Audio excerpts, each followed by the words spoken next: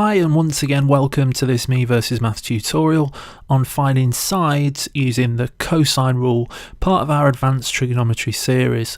If you're viewing this, then you should already be comfortable with labelling sides and angles, ready to use this rule. If you're not, then please first check out the relevant tutorial and come back later. Otherwise, let's begin. This is the cosine rule then, and the biggest hurdle in using it is the sheer number of parts that it's made up of. Sides appear multiple times, some parts are squared, and so on. It really is a time when you have to be careful and deliberate with your working out, and particularly when entering things into your calculator. Let's get onto a question and see exactly how it's done. Okay, we're starting from a point where all our angles are labelled and we're being asked to find side A. Let's label up sides B and C first, opposite their respective angles. Now very carefully, let's begin to substitute in our values. We're trying to find A, so we'll leave A squared exactly where it is for now. A squared is equal to, slowly now, step by step, B squared, so 5.9 squared, plus C squared, so add 4.7 squared. Now it's the next part where I think a lot of mistakes are made. Minus 2bc cos A. All these components are connected, so they all need to be done together, so we'll wrap this next section in brackets. That's really important. Let's do the 2bc part first.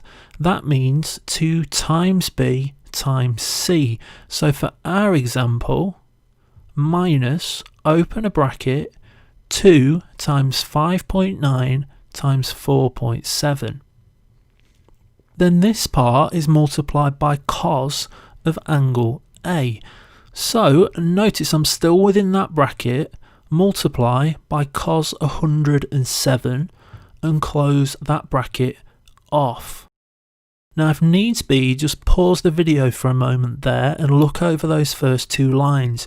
Check you're happy with how those different values match up. Hopefully the colours will help you to see which parts are which. At this point, believe it or not, we're actually nearly finished. We can now enter everything on the right hand side into a calculator, but, and I'll stress this again, you must do so very carefully. Make sure brackets are everywhere they should be and that you're not missing any of those symbols out.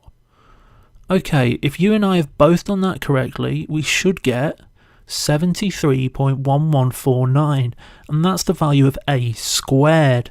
So to actually find A, we need to square root this answer, which rounded off should give 8.6 meters. As you can see then, it can actually be quite quick to do, but you must be so careful with every small detail of your calculations or it will go wrong. Let's look at one more question where we're being asked to find C. Now questions like this have a tendency to cause complete havoc in my experience, as it can be quite difficult to switch the letters around in the cosine rule, but let's have a go anyway and see how it's done. The important bit is the angle, as it's angle C that's marked in our triangle and angle A that appears in the cosine rule. We need to swap all our A's with C's and all our C's with A's. We can leave the B's exactly where they are. Let's look at the result. We said we'd swap the C's and the A's, so A squared became C squared. B squared stayed exactly as it was. C squared was switched to A squared. 2bc became 2ba.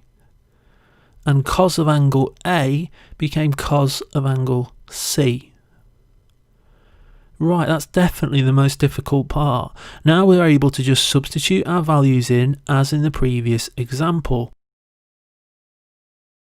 So C squared equals 6.5 squared plus 5.6 squared, the B 6.5, the A 5.6, minus, don't forget to open that bracket, 2 times 6.5 times 5.6 times by cos 30 8.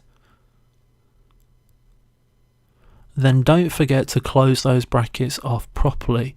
So c squared is equal to 16.2428.